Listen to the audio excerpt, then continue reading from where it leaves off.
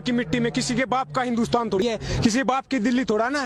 हमारा भी हमारी वोट लेके बैठे ना, दिल्ली देश की राजधानी है, हमारे अब इतने है जितना सरकार का है और किसी का है। मैं आपको बता दूं ये कानून के बारे में थोड़ा सा, मिर्जा गालिब ने कहा था कि जला जो जिस्म दिल भी जला होगा, कुरेदते हो राखिया जुस्तजू क्या है, ये तरीका क्या है। एनुअली 12,500 किसान सुसाइड करते हैं according to National Crime Record Bureau. 1995 से 2015 तक 3 लाख किसानों ने सुसाइड की है। तो ये राख कुरेद रहे हैं, सुसाइड कर चुका है वो कि राख में कुछ ना बचाओ जी मास, ये बेचने जा रहे हैं। मैं कानून के बारे में थोड़ा शॉर्ट में बता दूं। पहला कानून क्या बोलता है, एपीएमसी से बाहर किसान अपनी फसलों को बेच सकता है। इस देश में 85% किसान ऐसे हैं जिसके 5 एकड़ से कम जमीन है, 70% किसान ऐसे हैं जिसके 2 एकड़ से कम जमीन है। बोला कि प्राइस डिस्कवरी होगी, इंटरस्टेट मूवमेंट हो सकता है। आप मुझे बताओ 2 एकड़ वाला अपनी ट्राली भर कर रहना पंजाब यूपी से तमिलनाडु केरला बेचने जाएगा या लंदन अमेरिका बेचने जाएगा? कौन सा लॉजिक है ये, कौन सी रैशनैलिटी है, कितना ट्रांसपोर्ट कॉस्ट होगा उसका? दूसरा कानून कॉन्ट्रैक्ट फार्मिंग के बारे में बोलता है, उसके एक सेक्शन में लिखा है क्वालिटी ग्रेड एंड स्टैंडर्ड। समझ रहे हो बात को? पहले बोला जाएगा कि चावल इतना मोटा होगा, इतना पतला होगा, ऐसा कलर होगा। समझ रहे हो? खुला आसमान है, उसके नीचे फसल पैदा होती है। बाढ़, पानी, सूखा, आंधी, तूफान सब कुछ उसको असर करता है। अब मशीन तोड़ा ना कि मशीन में से निकला बिना डिफेक्ट के निकल आएगी, ये तो वही बात होगी। सरकार बोल रही कि पानी वाला जहाज उड़ेगा, हम बोल रहे हैं सर वो तैरता है, बोला नहीं उड़ेगा, वो उड़ रहा है ना पानी वाला जहाज। ये मर रहे हैं किसान, ये बकवास कर रहे हैं। तीसरा कानून क्या बोलता है कि एसेंशियल कमोडिटी एक्ट 1955 में नेहरू जी ने पास किया था, स्टॉक लिमिट लगाई थी।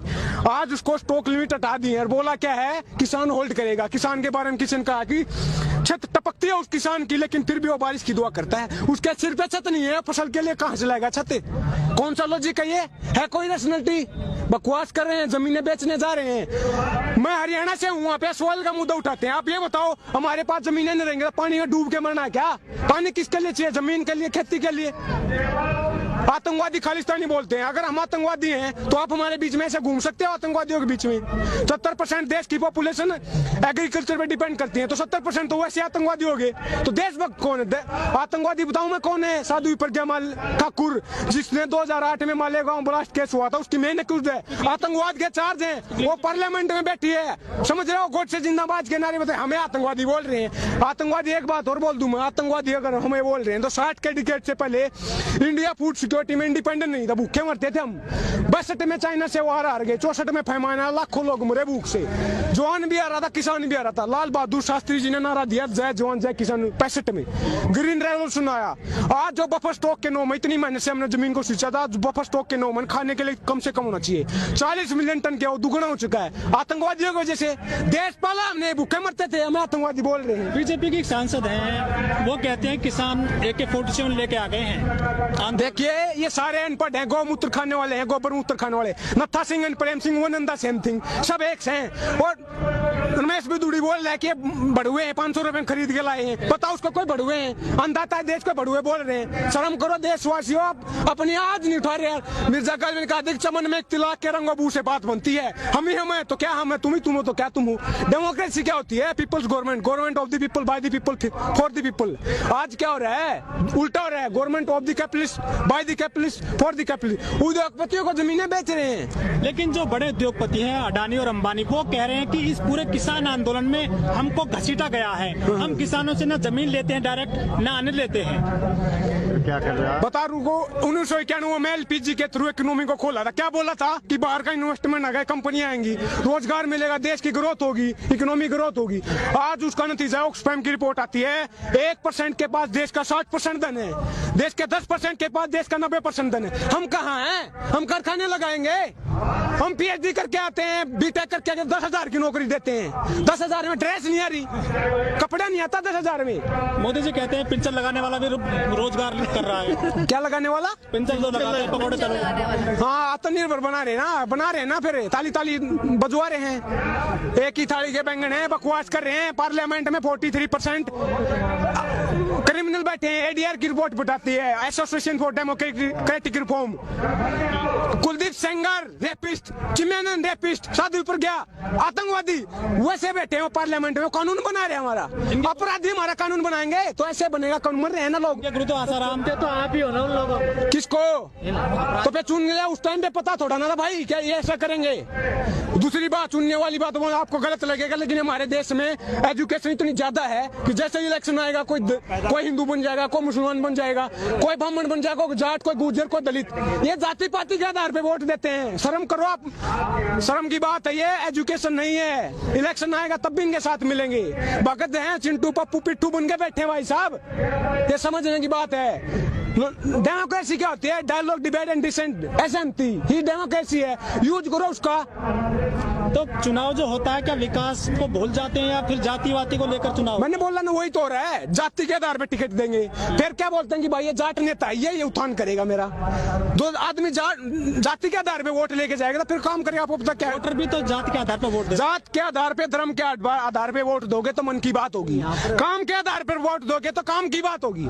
समझ रहे हो? डिवाइड एंड रूल पे बोलना चाहूंगा मैं। कुछ किसी ने, अंग्रेजों ने डिवाइड एंड रूल किया था, ये भी वही कर रहे हैं हिंदू मुसलमान, मंदिर मस्जिद करके, कि बांट दिया इस धरती को। क्या चांद सितारों का होगा? नदियों के कुछ नाम लिखे, बहती धारों का क्या होगा? शिव की गंगा भी पानी, यहाँ पे जमजम भी पानी है, मुल्ला भी पिए, पंडित भी पिए, पानी का मतलब क्या होगा?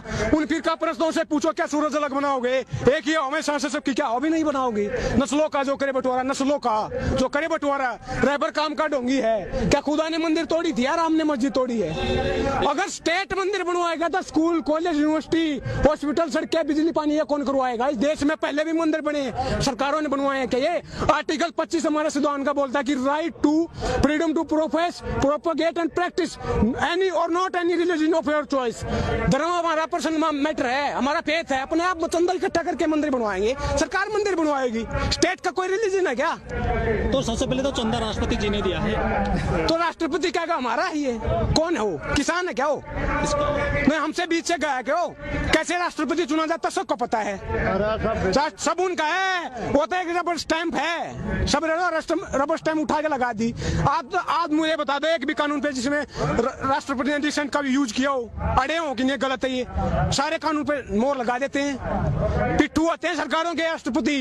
देश का पहला नागरिक, गलत बोल रहा हूँ लेकिन पिट्ठू है भाई, पिट्ठू है। तो क्या आपको लग रहा है जनता को भी सुधरना चाहिए? सुधरना, सुधरेगी कैसे?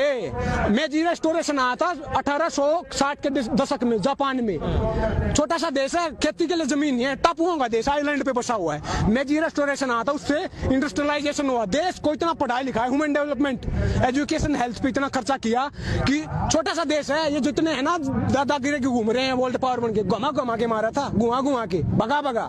यूएस को पीटा, पर्ल हार्बर पे अटैक किया, चाइना को हराया, रशिया को हराया, सारे देशों को घुमागा। छोटा सा देश है। ऐसे ही आज इजराइल पूरे मुस्लिम राष्ट्र, 60 मुस्लिम देश हैं, भगा भगा के मारता है।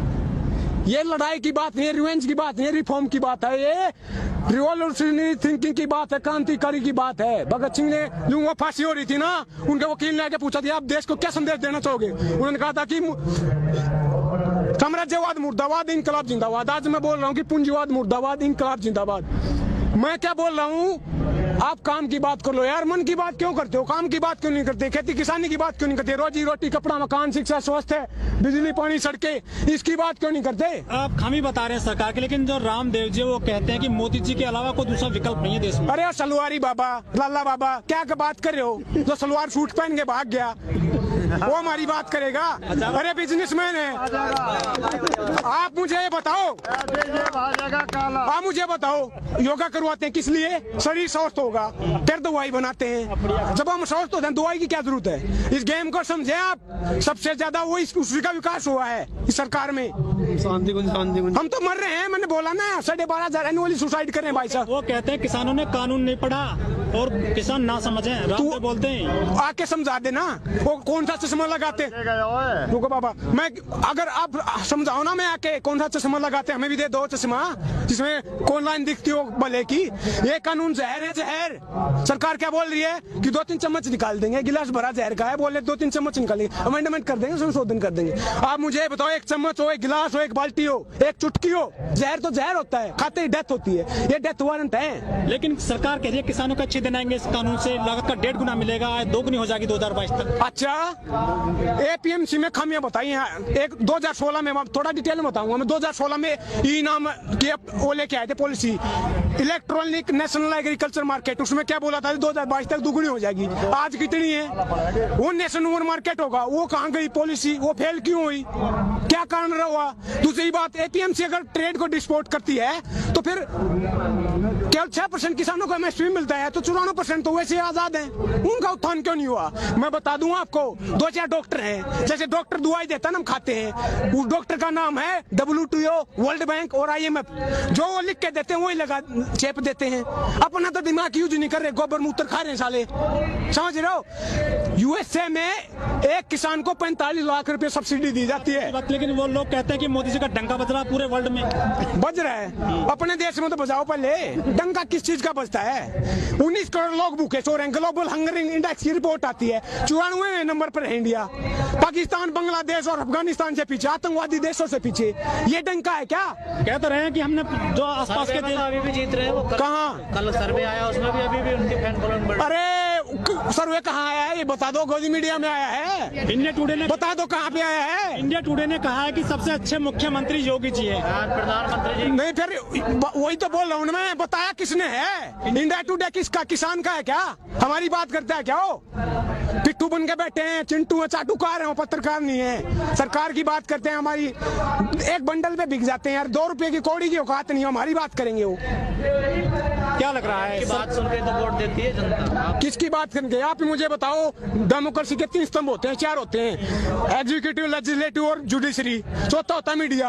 अब मोदी जी के बारे में मैं कैसे जानता हूँ, आप कैसे जानते हो?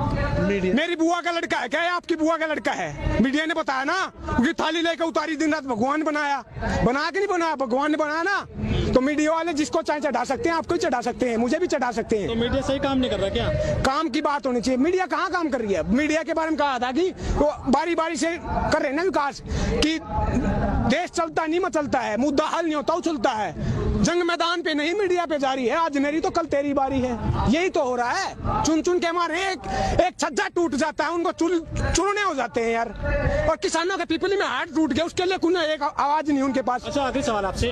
अमिताभ बच्चन है, बॉलीवुड कलाकार हैं, वो किसान चैनल है जो उसके ब्रांड एम्बेसडर रहे हैं, लेकिन उन्होंने ट्वीट नहीं किया किसानों के लिए पूरे आंदोलन में। अरे ऐसे लोगों के में जो नौरतल तेल बेचते हैं, तेल उसी ऐसे लोगों के में आज से ये भी नहीं, हम अपनी आवाज उठाना जानते हैं। सपना चौधरी है, हाँ। वो भी काफी फेमस है, किसान के लड़के, किसान भी काफी डांस करते हैं उनके लेकर के, लेकिन वो भी ट्वीट नहीं कर रही है। वो किसके साथ है? बीजेपी के साथ है, उसकी पार्टी में जुड़ी हुई है, इलेक्शन में खड़ी हुई थी, नहीं खड़ी हुई थी उनके साथ, सबको पता है। वीरेंद्र सहवाग भी नहीं कर रहे हैं कोई ट्वीट। भाई मैं अब पूरे देश का चिट्ठा तो लेके बैठा नहीं, कौन क्या करा, कौन किस टाइम पे मूत क्या। काफी ट्वीट करते हैं ना वो तो। मैं रिपब्लिक भारत वाला तो हूँ नहीं कि क्या कुछ टाइम पे छींक मारी, वो वही लेके घूमते ना, रिया ने छींक मारी, ब्रेकिंग न्यूज जोर से मारी, समझ रहे हो? मैं रिपब्लिक भारत से हूँ नहीं भाई, समझ रहे हो? बात क्या है कि काम की बात होनी चाहिए, खेती किसानी की बात है, लेकिन मैं शाम तक बोल सकता हूँ, क्योंकि किताब उठा रखी। भगत सिंह ने कहा था कि इनकलाब ने तो बम से आता है, न पिस्तौल से आता है, इनकलाब आता विचारों से, नॉलेज से, किताब से। ये किताब बोल रही है, ये बकवास नहीं बोल रही, गोबर मूत्र नहीं बोल रहा। तो मैं अपनी बात को खत्म करना चाहूंगा। भगत सिंह की कौम है ये, भगत सिंह के बगैर हम खत्म नहीं कर सकते। पीयूष मिश्रा जी ने कहा था कि वो काम बुलागा काम हुआ जिसमें चंद्रशेखर आजाद न हो, वो इसके बुलागा इसको जिसमें भगत सिंह की याद न हो। भगत सिंह की याद न हो और हम बात को खत्म कर दे, ऐसा नहीं हो सकता। भगत सिंह ने कहा था कि लिख रहा हूँ अंजाम जिसका कल आ जाएगा, मेरे खून का एक कतरा इंकलाब रहेगा। जोर से बोलना है, क्योंकि उसी भगत सिंह ने कहा था कि गूंगे बहरों को सुनाने के लिए धमाका जरूरी होता है, और ये आवाज धमाका है, पार्लियामेंट तक आवाज जानी चाहिए। गूंगे बहरे हो, इंकलाब, इंकलाब, इंकलाब।